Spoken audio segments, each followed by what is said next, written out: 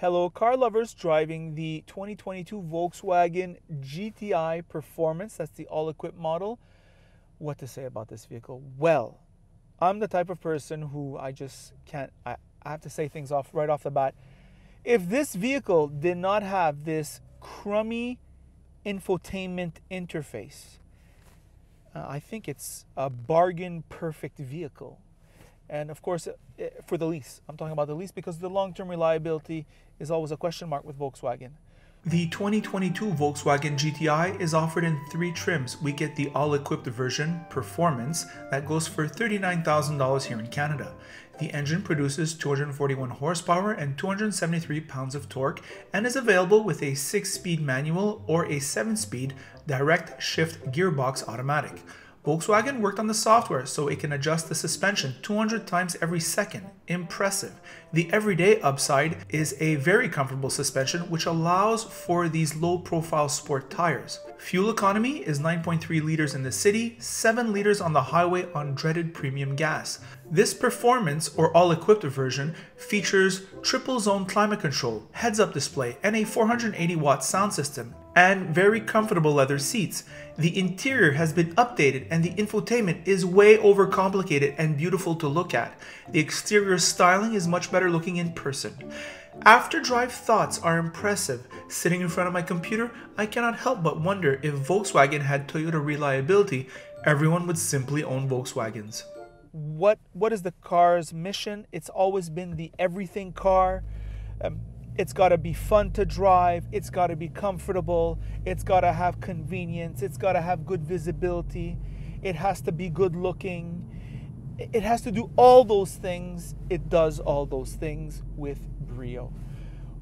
So what do I mean by that? Well, the acceleration, very powerful engine, very powerful. It just, you're on the highway, you're passing somebody, you get this surge to 150. I mean, it's just, it does a great job. It's quiet on the highway. Somehow it's able to have 235 19-inch 35 ratio tires and have just this lovely ride on the Montreal Trail. It's amazing.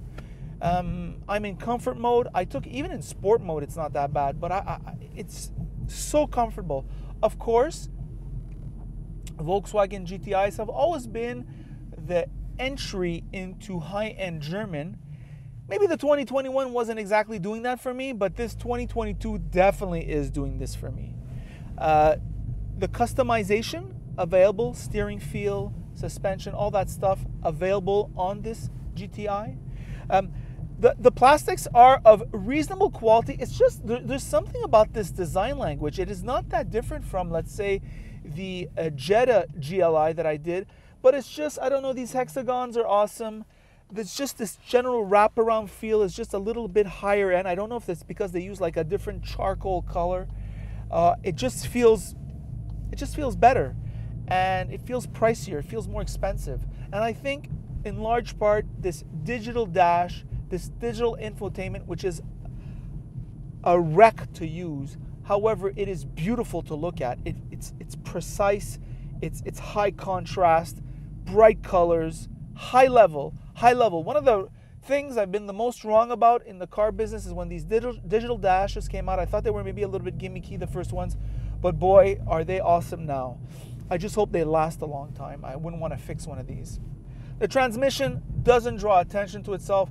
When you compare and contrast, like one of the first Volkswagen GTIs that I test drove on this channel in 2015, where when you were driving in the city, it was always hunting for gears. No more of that. It works very well. In fact, this is one of the first cars that Ross brought to me to test drive. It was like a 2012 or 2011 GTI. I can't remember which year. It was when they had just been redone and they had gotten really serious about being high-end. And this vehicle reminds me of that experience. I was blown away by it then. I'm blown away by this now. High-level stuff. Lacking a little bit of place for myself in back. It was maybe sufficient room 10 years ago. Today the competition has gotten a bit bigger, but it is one of the charms of this GTI. It feels so nimble, right? It's kind of cars have gotten so big that it's just an FYI. These seats, all Volkswagen seats, look exactly the same. These ones are supremely comfortable. In fact, a wonderful combination of support and comfort. Kind of amazing. High-level seats, high-level leather, high-level everything. The Harman-Kardon sound system plays very well. A high-level sound experience. This vehicle is a bargain, really. I don't say that about many vehicles. There's nothing wrong with it. It punches above its weight class for many things. This heads-up display, very high level.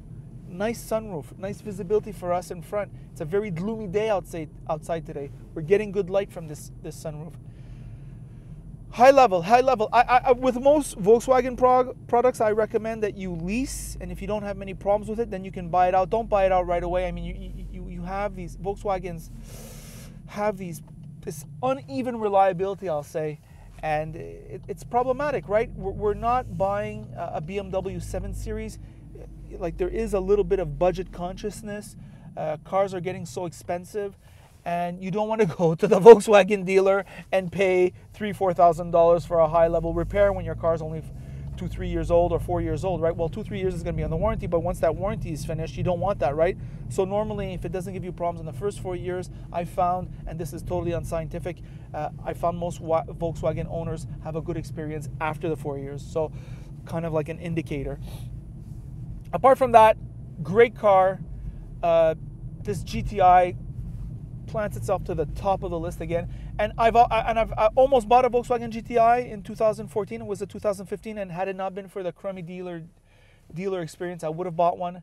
And I can say about this vehicle, if this infotainment were less of a mess, and this whole arrangement feels finicky from a long-term reliability point of view, I think I would certainly buy it. I mean, it's the goods, right? It's comfortable. It does everything.